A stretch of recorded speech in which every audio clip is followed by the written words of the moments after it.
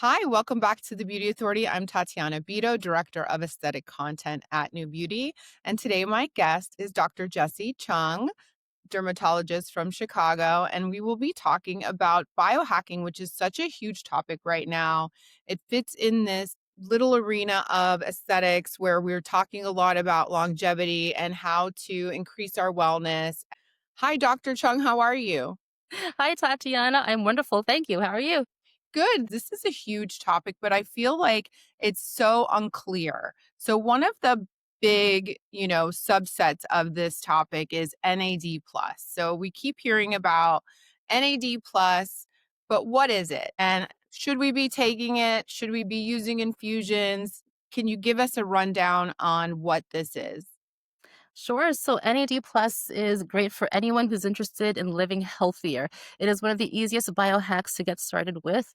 NAD is a very busy, versatile molecule. It's a cofactor in many processes. But what it mainly does is three things: helps with our energy production, helps with our DNA repair, and helps with our longevity genes. So it's about having more energy and living better with a better health span. And how are people ingesting it or taking it in? Is it oral? Is it infusions? What's the Yeah, best way so to get when you look NAD it up plus? online, you'll hear about NAD, you'll hear about NMN, you'll hear about NR. So NAD, it comes from a family of the vitamin B3, niacin. There's nicotinamide, niacinamide that we have in skincare. And then we talk about NAD specifically. This is a molecule that's found in our cells, and it does its job inside the cell. To get this stuff in the cell, it has to be either NMN, which is a direct precursor, or NR, which is another precursor to the NMN. So when you have supplements by mouth, the problem is if you take NAD as a pill, it's not going to get into your body very well because it's going to get broken down by your gut. And so you'll see pills as usually NMN, which is has a really long name. IV, it's interesting. So I've had IVs, I take NMN supplements. I think of it like high dose NAD and IV is going to be like a shock to your system because your body is not used to having NAD in the bloodstream because it belongs inside your cell. Your cell will actually release NAD in the bloodstream when they pop open, cell lysis, or when the cells die. And so I think of using NAD as an IV when you want to reset or reboot because you're kind of flooding the system with NAD all of a sudden. You're shocking your system. Back in the day, they started using NAD IVs for addiction treatment, right? So you're kind of resetting, you're rebooting that system very, very strongly. If you're doing it more for longevity benefits, daily health, I believe very much in taking a daily supplement, whether it be an NMN oral. I use a liposomal formulation because I like how it gets into my bloodstream a little bit better. And then there's topicals nowadays that are going to be either niacinamide, which will penetrate through the skin, or other delivery systems with NMN and R. So it's very confusing, a lot of initials, but the bottom line is Yes. it's very good for your skin and your cells and your inside. So we're seeing this ingredient show up in skincare also, in eye creams, face creams. What does it do topically when you apply it? Yeah. So in general, think of it like fueling your cell's mitochondria. So the energy organelles inside the cells that do the job. Mitochondria make energy for repair, for regeneration. So it helps the cellular energy. And then again, because it's going to help the longevity genes, the sirtuins in our body, and DNA repair, it's just all good. Our skins, we're getting UV damage, pollution, all these bad things bombarding our skin every day. So the idea is concentrating it at the surface to do its job. But then it's important to look at what the actual ingredient is because NAD is not going to really get into your skin topically. The molecule's too big. Our skin barrier is too strong to let it through. Most skincare treatments are going to have niacinamide, which we've known for years. It helps the skin barrier, helps with pigment, helps with inflammation. Or it's going to be like a topical NMN or NR.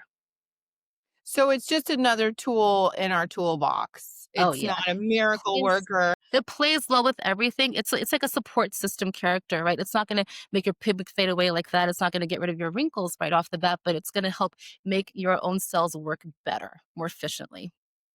And then I'm seeing it also offered as an injection from a lot of telehealth providers who also offer GLP-1s. So why is it being paired with GLP-1s? And should we be ordering it offline and injecting it once a week? So, because it helps with your cellular energy production and repair, we love GLP-1s because they're great for inflammation. Like, I think GLPs are great not just for weight loss, but for inflammaging. We know the root of aging is inflammation. So, anything to turn that down is going to help you live better. It's going to help your cholesterol, your sugar. So, adding NAD just helps to power that system of living better. Are you going to feel that difference off of that? It's not going to be like a GLP that's going to make you, have the appetite suppression and the weight loss, but it's going to help support those processes. My big thing to remember is, we talk about methylation. I don't know if that's a big topic here, but if you're going to take NAD, you want to support your methylation pathways because what NAD does, your body uses it up when it's doing its repair of DNA and stuff like that. And it's going to create a byproduct that will go down that methylation cycle. And if you don't support that cycle with your B vitamins and other types of methylation cofactors, you're going to have a lot of this excess nicotinamide that's going to clog up your methylation cycle, and you need to refresh that NAD pathway. So anytime you're taking an NAD supplement, especially if you're getting a big high dose as an injection or an IV, make sure you're taking your methylation cofactors like the B vitamins, like betaine, TMG. That's a little too sciencey sounding, maybe, but that's a huge thing to remember. Otherwise, you're just pushing your cells down a pathway. There's going to be a bottleneck. But yes, you can get injections, but again, don't get a high dose of NAD because your body might get a little shocked by that. If you've had an IV, you know you have to go really slow, right? Otherwise, you feel like your heart's pounding, you feel short of breath, you feel like an impending doom because your body is not ready for that big shock of NAD. I like the daily oral supplements, but if you want an injection, make sure the dose is not too high. So it's important to have a provider who knows what they're doing with it because it's a very powerful molecule. Yeah, well, it sounds like it. And what is methylation just for people who don't know what that is? So Like me? methylation is a pathway. So think of it like there are people who have methylation genetically, they have methylation mutations, and that gene is MTHFR. I don't know if you've heard of that, but we call it the mother effer gene mutation, where if you have that, you're more prone to you're gonna have slower methylation processes. And so you're gonna be more prone to being tired, being inflamed, having more, metabolic stressors going on. So quite a few people in the human population have mutations in this pathways. To support that, we put you on methylated B vitamins because that's what your body needs. And that is what helps that NAD NMN salvage pathway to hum along and go down that path of methylation and salvaging your NAD to do its job of giving you the energy and helping your DNA repair. And what are some other biohacking treatments that you're currently performing at your practice? So I'm a huge fan of lifestyle, hormones, and peptides. So think of it like lifestyle is your foundation.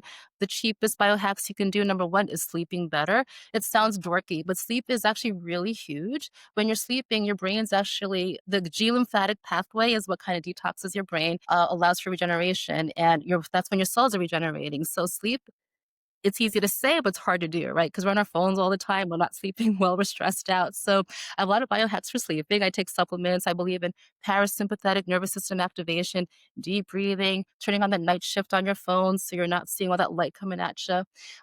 De-stressing is huge too, because stress is really bad for your skin and your body. We know it's going to help. It's going to make that cortisol go up, and it's going to affect our hormones and our NAD. Yes. And then interventional wise, I love hormone therapy. I'm glad people are talking about it more. You don't have to wait for menopause to happen. I'm 48. I've been on hormones for 8 years now, and I love how I feel. It helps my energy, my lean muscle mass, my bone density, all those good things. I was just gonna ask you when is a good time to start? I'm turning 48 and I'm wondering, am I too young? But you say you've been on them for 8 years. No, think about it like, hormones. So there's a lot of different types of hormones. We're talking about estrogen, testosterone, progesterone, thyroid, like hormones. There are patients who start progesterone even in their teens, or because there are some women who are just more sensitive. If you get PMS is when your progesterone levels drop like crazy right before your Yeah. period. Now, some women who need to take it before, otherwise they're going to kill somebody. That's simple hormone therapy. A lot of my Yes. patients will put on testosterone before menopause. And if you're feeling tired and cranky and low libido and, flabby arms and things like that, testosterone is going to help with those things. I get very cranky when my hormones turn, when they go down. I don't sleep as well. I don't need estrogen yet, but I will add that in when I start to need it. Yeah. Peptides are huge. So peptides are different types of hormones than the testosterone pathway. They're made from amino acids. They're just different chemical structure, and there's so many different types of peptides. There's topical ones for skin. There's ones that we inject. There's ones that we take by mouth, and there's the different categories are like longevity. There's going to be ones for metabolism, ones for your joints, ones for your gut, your immune system, your brain. The most popular peptide is going to be the GLPs. Those are peptide hormones, GLP. That's like the Yeah. Ozempic, Mounjaro stuff. And we love that whole category because we've seen some dramatic changes in people's their bodies, their lifestyles, their inflammation. I love taking these things. Right. And so that's a good solution for someone who is in perimenopause, who may be not just trying to lose that weight that is, that you get as you age, but also to help regulate some of that inflammation, right? Oh, so much. So think of it like weight gain. It's a losing battle as we get older. We're gonna gain weight. The hormones slow down. And unless you're starving yourself and working out like crazy, it's very hard to get rid of all that weight. And so we love the GLPs, number one. It's much easier to lose weight. You're not miserable. You're not thinking of food. You're not craving. You're not starving. But there's benefits that they're noticing now with, fatty liver disease, with your cholesterol levels, your sugar, brain inflammation. They're thinking it's going to help your immune system. So maybe less cancer down the line. I mean, these medicines have been out for a long time now, but I think the longer we go, the more benefits we're going to find on these. So I've been on one for 5 years. I did it back in the day to lose all the COVID weight, but I've been on now for my sugar, my cholesterol, and I just feel better. I believe it's longevity. Yeah. It's a miracle drug and they should put it in the water. Well, won't you be on it, right? Yeah. Yes, wonderful. And so what is one thing everyone can do right now? I know you mentioned sleep, that's an easy one, but what is one thing we can do right now to start biohacking our bodies for longevity purposes? Ooh, ooh. I think stress is the biggest thing in our lives that is making us age faster. We live in this fast-paced world. We're scrolling on social media and we're just bombarded every day and just disconnecting temporarily, just, giving yourself the grace to be like, you know what, I'm gonna put my phone down. I'm not gonna look at it. And getting back to yourself and what makes you happy. It sounds kind of dorky and silly, but I think that's one of the biggest things we could do to kind of let our bodies enter that parasympathetic nervous system dominance where it's rest and digest, let your body repair.